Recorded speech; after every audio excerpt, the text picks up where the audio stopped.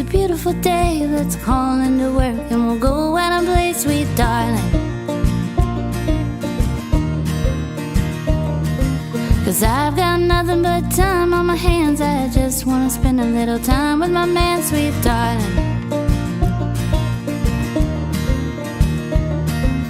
You grab the rocks and I'll get the bait. We'll do a little fishing, let's make it a day with the blue skies above and the sun on our skin. Oh, sweet darling, let's go fishing. Okay, how are you first introduced to the idea of ecohydraulics? Well, my initial job assignment at the Freshwater Institute in Winnipeg, Manitoba, Canada, involved me looking at minimizing environmental impacts of a variety of water projects and devising mitigation measures, especially protecting freshwater fish and their habitat. So work on fishways for salmon, for example, and environmental flow releases and habitat changes in the 1970s, where, closer to where I started, were dominated by rules of thumb. So it was clear to me that using some limited information, especially biological information and knowledge, mostly based on experience, with salmon, along with more advanced knowledge of hydraulics, which I had a bit better background in, was paramount. So in addition to almost having no information on freshwater species, it was difficult, to say the least, that it was not easy to transfer any of that experience and information to our situation. So the need for some sort of a scientific approach and integrating biology and hydraulics was obvious to me. And even though it was not known as ecohydraulics at the time, I think that's where I got my start. So essentially, necessity and invention go together. Mm-hmm. What's an example of an ecohydraulics research article that's influenced your research? So what inspired me actually to pursue ecohydraulics research and actually influenced a lot of the work I have done was not so much a specific article, but visiting different areas, especially in Canada and the US, which had projects relating to these ecohydraulic topics. For example, I visited Atlantic Canada, several fishway projects, fish passage projects there. I visited BC, British Columbia and Canada, which has a lot of restoration projects as well as many fishways. Example, Hell's Gate is one of the most famous ones. Then also Washington and Oregon with the Columbia River system, many facilities there. And finally, Alaska on Kodiak Island was a very interesting project on a natural barrier that we're trying to get salmon to be restored. So those are the areas that sort of inspire me to say there's a lot of need for this kind of work, and also combining biological information with hydraulic information, because at the time, most of those things were done in a very, I would say, rules of thumb kind of an idea, and there was also, it opened up my eyes to, there is a lot of good research and pioneering work that could be done in this area. So that's where I started to think about ecohydraulics mostly, and also keeping up with the technology changes. We had a good background in hydraulics, but quantifying biological information, especially behavioral fish, was much more difficult.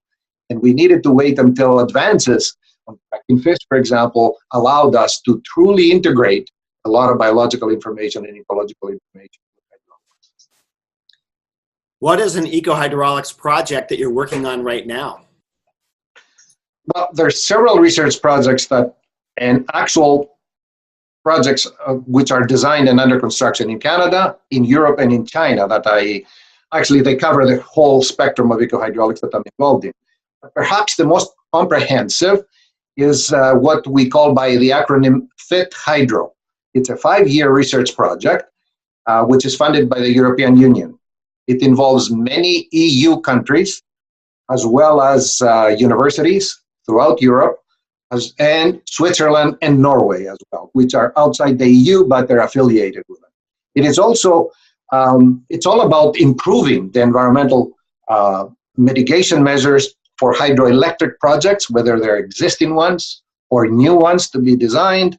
And it involves both laboratory and field work with the objective of generating, in the end, better guidelines on how to design, implement, and manage these projects so they can have minimal environmental impacts. So this ecohydraulic trilogy that I call of topics like phase passage, e-flows like environmental flows or in-stream flows or ecological flows are also known, and habitat improvements or restoration or replacement are all addressed through this hydro project, FIT Hydro project. And we're using existing data basis to analyze as much as possible, as well as a lot of new research, both in the field and in the laboratory, and utilizing a lot of PhD students to get there. So hopefully in another 4 years or so, we'll get some good results. Looking to the future, what is one ecohydraulics topic that you think future generations will be better positioned to answer than we can do right now? Well, habitat assessments have improved with the introduction of two-dimensional hydraulic models, like the River 2D, which we converted actually from a teaching tool in a university, the University of Alberta in that case, to have widely used free software. Of course, there are even 3D models these days. So on the hydraulic side, I think we have quite advanced quite well. Unfortunately, though, on the ecological and biological side, we have not advanced as much. We haven't seen as much progress similar to the hydraulic side. So although it's rather very challenging, we do need new paradigms and to emerge from scientific advances to validate a lot of these habitat assessment tools and quantify them in a way that is much more realistic than we're doing now. And take into account the very complex situation actually, which is very difficult to understand, biological and ecological mechanisms, as well as interactions between species and habitat and so on. So that's where I think a lot more information is needed, and a lot more research and advances are needed before we can become quite as quantitative as we are, let's say, with hydraulics. Is there anything else you wish to add, just speaking to other ecohydraulics scientists?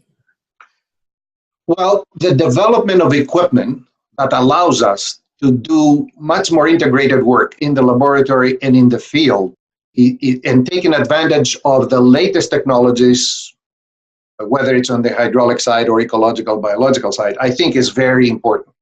So what we call a lot of times ecohydraulic flumes that allow you to experiment, let's say, with fish, whether it's in the laboratory or some places in the field, is very encouraging, because I see a lot more of these in several universities around the globe and in some field stations as well. So I think that's very key to help us move forward. And if I want to emphasize one aspect is, when we do this work, we want to have symmetry between hydraulics and ecology or biology. We want to use as much sophistication on the ecology side as we do on the hydraulic side, and bring the two and integrate them effectively to move forward. I think that is one key area to help us analyze the situations better and get much better results. And finally, if I may, we also need some good journals to publish in. And we do have one in the last couple of years, the Journal of Ecohydraulics, which allows us to publish articles that integrate different disciplines. It's much easier than looking for journals which are more disciplinary to publish interdisciplinary